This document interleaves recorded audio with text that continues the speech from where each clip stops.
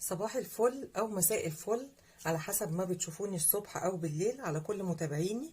طبعا من شكل البرتقال واليوستفندي ده الموسم بتاعهم وفي منتهى الجمال الاتنين. هنعمل منهم حاجة حلوة قوي هتغنينا عن الفانيليا.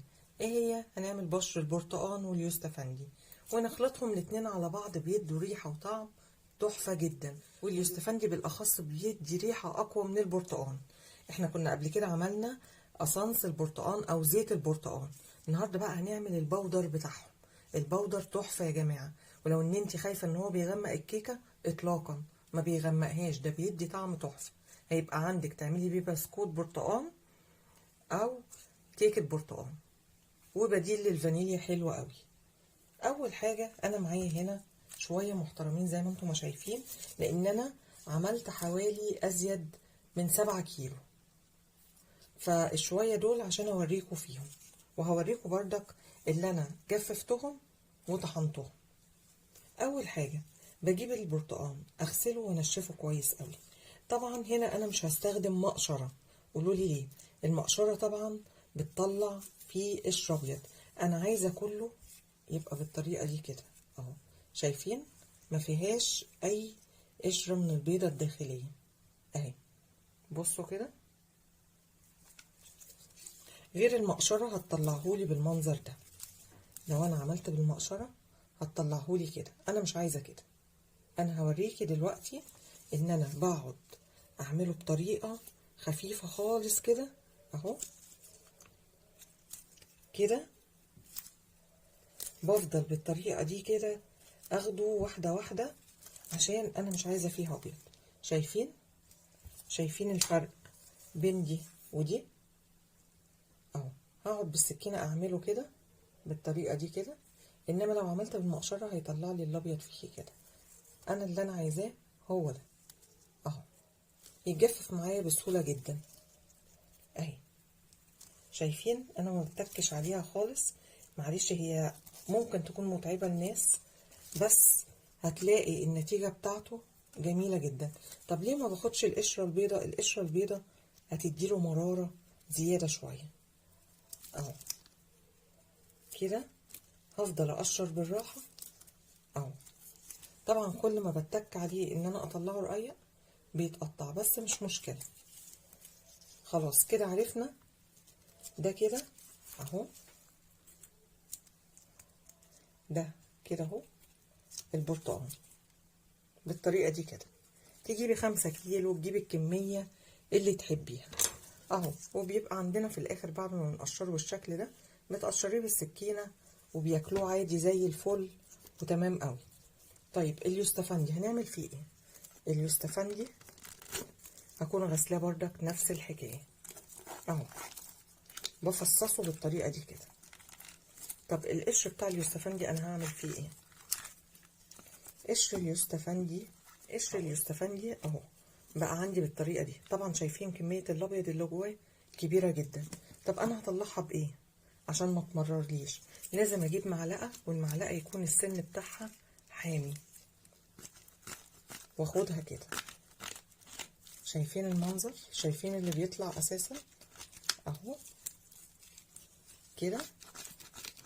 بكحت بقى، بكحت عشان الطبقة البيضة دي تطلع، وبتطلع معايا بمنتهى السهولة اهو.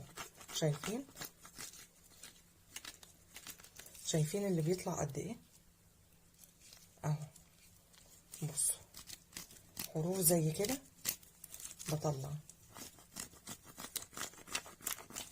اهي اهو بقى بالطريقة دي كده عندي. شايفين بقى رقيق، والقلب بتاعه الابيض اللي هو بردك هيمررهولي لو جففته بيه هيبقى فيه مرارة جامدة، فانا شلته. شايفين المنظر؟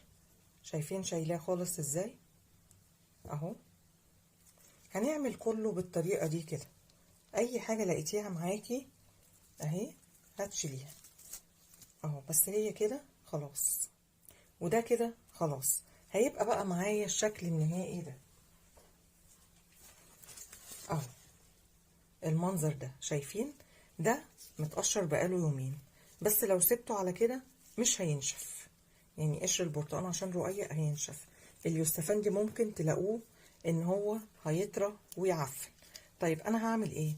هدخله الميكرويف، ولازم ابقى حاطه ورق مطبخ تحتيه بالطريقه دي كده عشان ينشف، لان لما بيدخل جوه البرتقال بينشف، انما اليوستفندي بيطلع ميه شويه.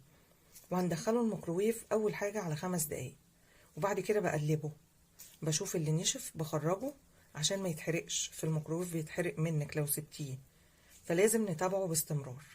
يعني ممكن هو ياخد 10 دقايق، انا بحطه اول حاجه على 5 دقايق، بعد كده دقيقتين في 3 عشان ابقى متابعاه وان انا بشوفه. طبعا شفنا انا عملت نص الكميه عشان اوريها لكم. بصوا عشان لسه بيبقى خارج من الفرن اهو، سامعين الصوت اهو. بتسيبيه ينشف شويه بيتكسر معاكي اهو بمنتهى السهوله اهو.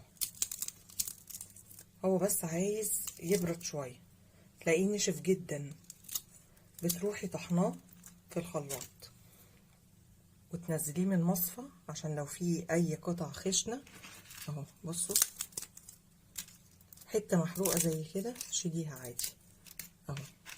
شايفين بيتكسر ازاي؟ بصوا اهو، ولسه كل ما يقعد هينشف اكتر من كده.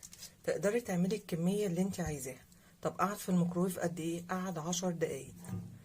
زي ما قلت لك بتدخلي اول 5 دقايق، بعد كده 3 دقايق، بعد كده دقيقتين عشان ما يتحرقش منك قوي اهو. وبينشف بالطريقه دي كده، بتخرجيه وتسيبيه يبرد شويه لان بيبقى لسه طري. بتسيبيه يبرد شويه عشان اول ما بيبرد بتلاقيه نشف معاكي قوي. بعد كده بتطحنيه، بعد ما بيتطحن هنوديه على الخلاط المطحنه ونشوف شكله بعد كده. طبعا شايفين بعد ما اتطحن بصوا اللون، ايه رايكم؟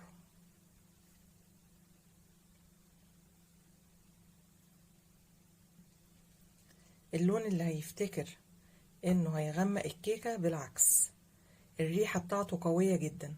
بتضربي قشر اليوستفندي مع قشر البرتقال، الاتنين تحفه تحفه.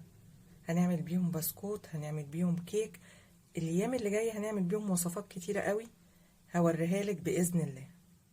بالنسبه للي ما عندوش ميكروويف يقدر يعمله في الفرن، بس يتوطي اقل حاجه عنده. يعني لو اول درجه في الفرن عندك 80 او 100 تعملي عليها وتتابعيه كل شويه.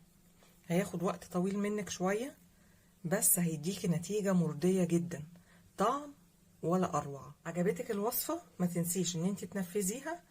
لايك وشير وفولو للشيف رانيا طلعت.